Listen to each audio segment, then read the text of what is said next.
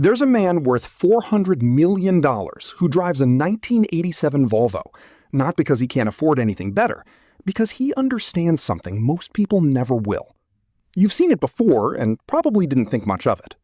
An older gentleman pulling up to a five-star restaurant in a car that's older than most of the waitstaff. No flashy rims, no personalized plates, no heads turning. Just a quiet, unremarkable vehicle that whispers absolutely nothing about the person inside. And yet, that silence is the loudest thing in the room. Here's what nobody tells you about real wealth. The people who have had money for generations, not years, generations, they don't buy cars to be seen. They buy cars to get somewhere. That distinction might sound small. It isn't. It's actually the entire difference between wealth that lasts and wealth that evaporates within a generation. Think about the last time you saw someone pull up in a brand new luxury SUV, windows down, music loud. Your eyes went to the car first. That was the point. That car was purchased to produce exactly that reaction in exactly people like you. And the person inside needed that reaction. They needed you to see them as successful, which means on some level, they weren't sure you would if they drove something ordinary. Old money doesn't have that problem. When your family has been wealthy for 100 years, you have nothing left to prove to strangers in parking lots. Your confidence doesn't live in your car. It lives in your portfolio, your network, your name, and the values that were handed down to you before you were old enough to want things you didn't need. There's a psychological term for what new money tends to do. It's called conspicuous consumption. The economist Thorstein Veblen wrote about it in 1899, and it described the behavior of people who buy things not for their utility, but for their visibility. The watch that costs $30,000 doesn't tell time better than a watch that costs $30,000.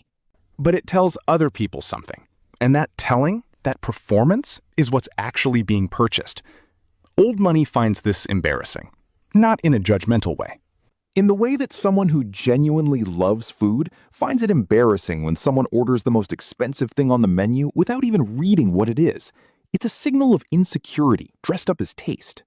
The families who have maintained wealth across multiple generations share a remarkably consistent set of values, and one of them is a deep resistance to depreciating assets. A new luxury car loses roughly 20% of its value the moment it leaves the dealership. In the first 5 years, it can lose up to 60%. Old money looks at that math and feels something close to physical discomfort.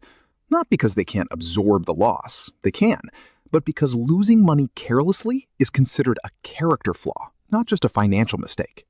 There's a family in Boston, old railroad money, where the children are given an allowance as teenagers, but they're also required to keep a ledger, every dollar in, every dollar out, and a written explanation for every discretionary purchase. Not to punish them, to train them, to build the instinct that money is not a feeling, it's a tool, and tools are respected. That ledger habit, instilled at 14, is why those children grow up and drive sensible cars at 45, even when their net worth has 8 figures behind it. The car is never just the car. It's a reflection of your entire relationship with money. When you buy a vehicle to impress, you are renting validation. Every month you make that payment, you are paying for the way other people see you.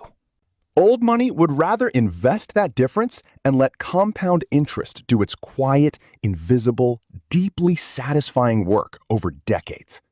And here's something that might genuinely change the way you see things. The older car, the one that gets dismissed, the one that doesn't turn heads, it often runs perfectly because it's been meticulously maintained. Old money maintains things. They repair rather than replace. They restore rather than discard. The same philosophy that keeps a 1987 Volvo running beautifully is the same philosophy that keeps an estate intact across 5 generations. You take care of what you have. You don't abandon things because something shinier appeared. This is also about identity. New money often builds its identity around its purchases. The car, the watch, the neighborhood, the restaurant. These become the story they tell about themselves. Old money already has a story. It predates the purchases by generations. The car doesn't define them because they were already defined long before they were old enough to drive. Think about what that actually feels like. To walk into a room and need nothing from it. To not require anyone's approval, anyone's admiration, anyone's second glance. That kind of freedom doesn't come from having money. It comes from having had money long enough that it becomes invisible to you. It stops being the point. It becomes the background. And when money becomes the background, you start optimizing for things that actually matter. Time, relationships, health, legacy, meaning. The truly wealthy don't talk about money the way people who are building wealth do. They don't broadcast their net worth, their investment returns, or their recent acquisitions. There's an old saying in certain European aristocratic circles: a gentleman's name should appear in the newspaper only 3 times. At birth, at marriage, and at death. Everything else is performance, and performance is exhausting. Now consider what this means for you, regardless of where you are financially right now. The habits of old money are not locked behind a trust fund. They are a philosophy, and philosophies can be adopted. The discipline of distinguishing between what you want and what you need. The practice of maintaining what you have rather than always reaching for the next thing. The quiet confidence of knowing your value is not determined by what other people can see from the outside.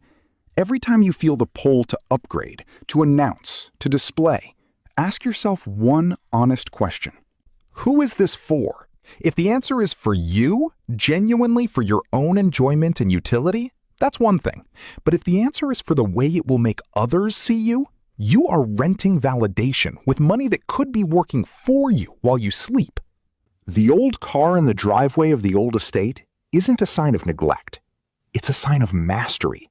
Mastery over ego, over impulse, over the very human and very expensive need to be seen as something. Old money already knows what it is. It doesn't need a new car to remind anyone. The $400 million man with the 1987 Volvo isn't making a statement. That's precisely the point. The rest of us are so busy making statements that we never stop to count what those statements are actually costing us. Real wealth is quiet. And quiet, it turns out, is the most expensive sound in the world.